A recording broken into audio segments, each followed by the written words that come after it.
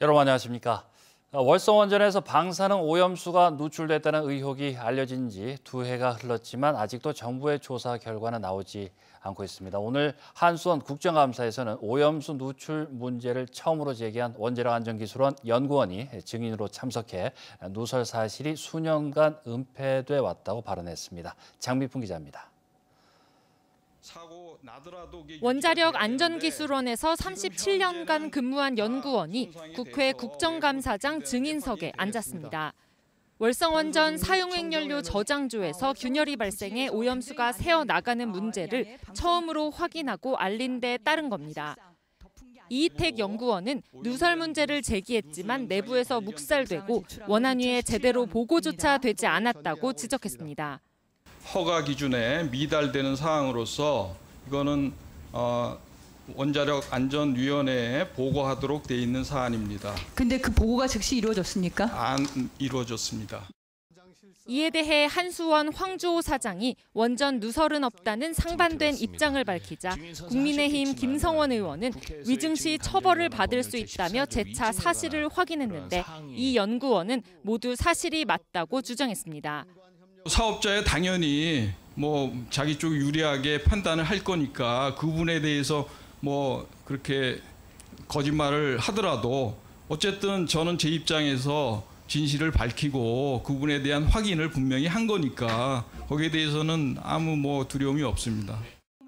또 여전히 방사능 오염수가 외부 환경으로 유출되고 있다며 시설 누설이 확실하므로 굳이 내외부를 따지는 것은 무의미하다고 밝혔습니다. 어쨌든 그 지표지화수는 지금 현재 바다로 다 흘러나가게끔 돼 있다는 거를 다 확인했고 그 내용이 문서로 남아 있는 상황인데 새는 게 그러면 부진에 가만히 모여 있겠습니까? 그 많은 지하수가?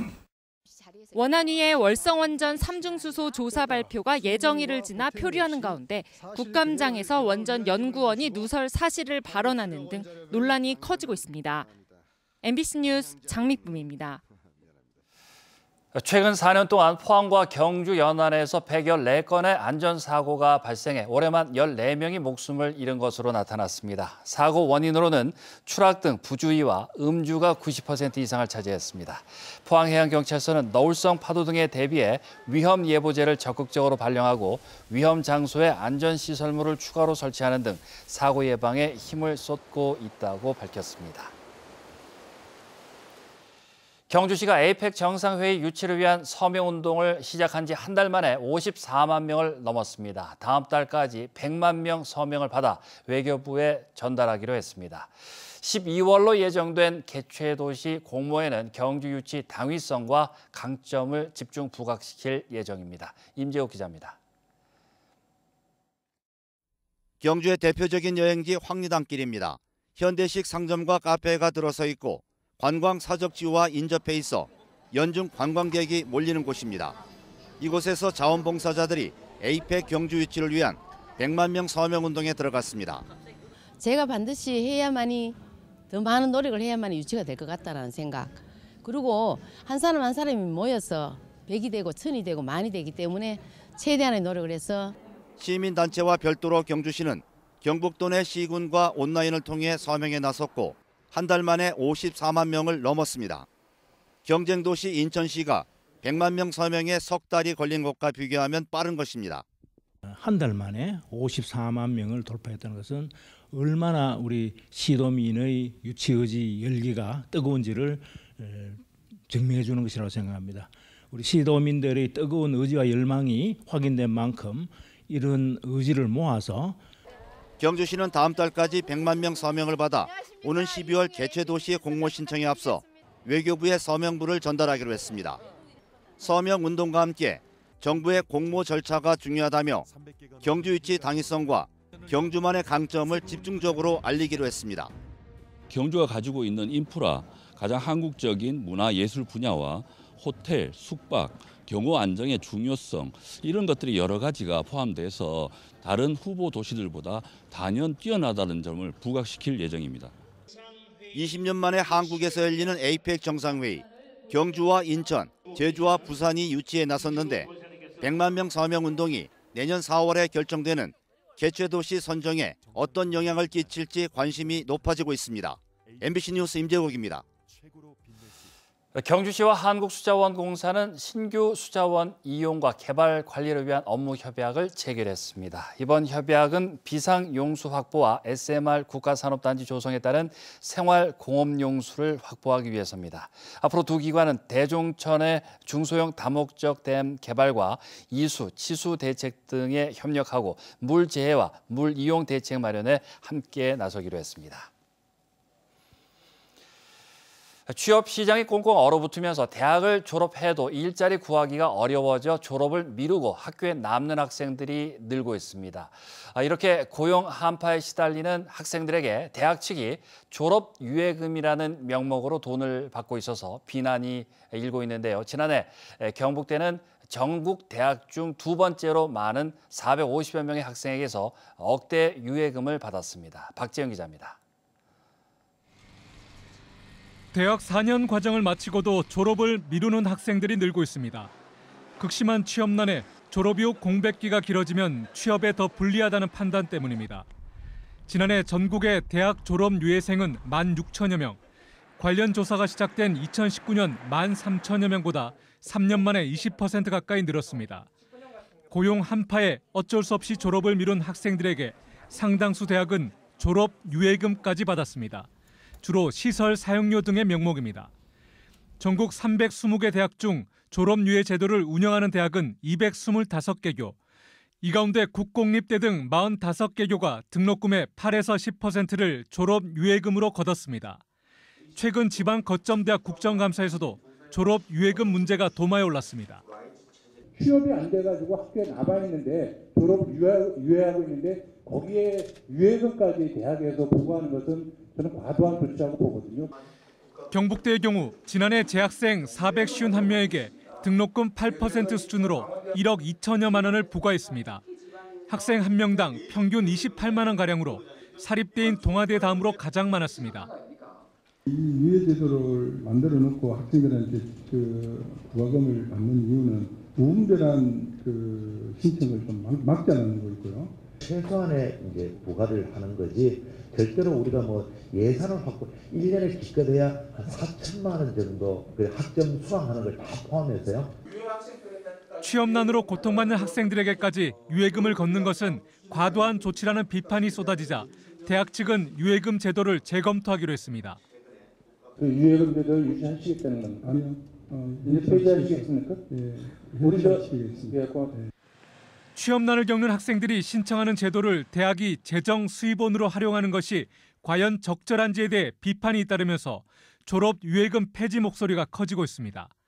MBC 뉴스 박재영입니다. 포항시와 포항 R&BD 기관장 협의회는 오늘 포항시청에서 기업 혁신 파크 선도 사업 추진을 위한 업무 협약을 했습니다. 포항시와 포항시의회, 연구기관은 혁신 파크 내 입주 창업 생태계 조성을 통해 스타트업 인재 육성에 힘을 모으기로 했습니다. 민간 기업과 지자체가 주도해 사업화 연계 기술 개발을 도모하는 기업 혁신 파크 선도 사업은 국토교통부 주관으로 오는 11월 전국 공모에 들어가 지방 소멸 위기를 극복하는 선도 모델 도시를 선정할 예정입니다. 철강에서 2차 전지 중심으로 변신한 포스코그룹의 시가총액이 연초 대비 2배로 증가했습니다. 기업 분석 연구소 리더스 인덱스에 따르면 이달 13일 종가 기준 포스코그룹 6개 상장 계열사의 시가총액은 92조 3천억 원으로 연초 41조 9천억 원에서 120% 증가했습니다. 가장 높은 증가율을 보인 계열사는 2차 전지 소재 생산을 위한 스마트 팩토리 시스템을 공급하는 포스코 DX로 836% 늘었고 포스코 인터내셔널 344%, 포스코 엠텍 267%, 포스코 홀딩스, 포스코 퓨처엠은 80%대의 증가를 보였습니다. 해양수산부 동해업관리단은 연중 포획이 금지된 암컷 대게 4천여 마리를 잡은 구룡포 선적의 연안 통발호선 선원 2명을 현장에서 붙잡아 조사 중이라고 밝혔습니다. 이들은 어제 새벽 0시 20분쯤 포항 호미곶 앞바다에서 암컷 대게 4,400마리를 불법 포획해 비밀 어창에 보관하던 중 제보를 받고 출동한 국가어업지도선에 의해 검거됐습니다. 어업관리단은 10월 한 달 동안 관계기관과 합동으로 각종 불법 어업을 집중 단속할 계획입니다. 경북 지역 소방관의 담당 면적은 전국에서 두 번째로 넓고 출동 거리도 5km가 넘었습니다. 소방청 국감 자료를 보면 경북 소방관 1인당 담당 면적은 3.47제곱킬로미터로 강원에 이어 두 번째로 넓었고 전국 평균의 2배를 넘었습니다. 또 소방차 평균 출동 거리도 5.33km로 길어 신고 후 현장 도착 소요 시간은 서울의 2배인 평균 9분 13초에 달했습니다. 지난 2007년 시작한 신라문화원의 추억의 수학 여행 프로그램에 지금까지 3만여 명이 넘게 참여했습니다. 서울 양정고 46회 동기회는 지난 16일부터 2박 3일간의 경주에서 추억의 수학 여행 프로그램을 진행했고 올 들어 프로그램 참여가 늘고 있습니다. 신라문화원은 추억의 수학 여행에 지난 15년 동안 3만 명이 넘게 참여하면서 경주의 대표 관광 프로그램으로 자리 잡았다고 밝혔습니다. 경북교육청은 내일부터 오는 29일까지 일반고, 자율고, 특목고 127개교를 대상으로 2024학년도 입학생 교육과정 편성 내용을 상담합니다. 2023학년도 입학생부터 변경된 고교 학점제 총 이수학점 192학점 편성, 학기별 적정 학점 편성, 학기간 편성 학점 격차 최소화 등 고교 학점제 단계적 이행에 관련된 사항이 적절하게 이루어지고 있는지를 살핍니다. 상담은 서면으로 진행되는데 고교 학점제가 안정적으로 정착될 수 있도록 학생들이 자신의 진로를 설정하고 희망에 따라 다양한 과목을 선택할 수 있도록 교육과정을 편성하겠다고 설명했습니다.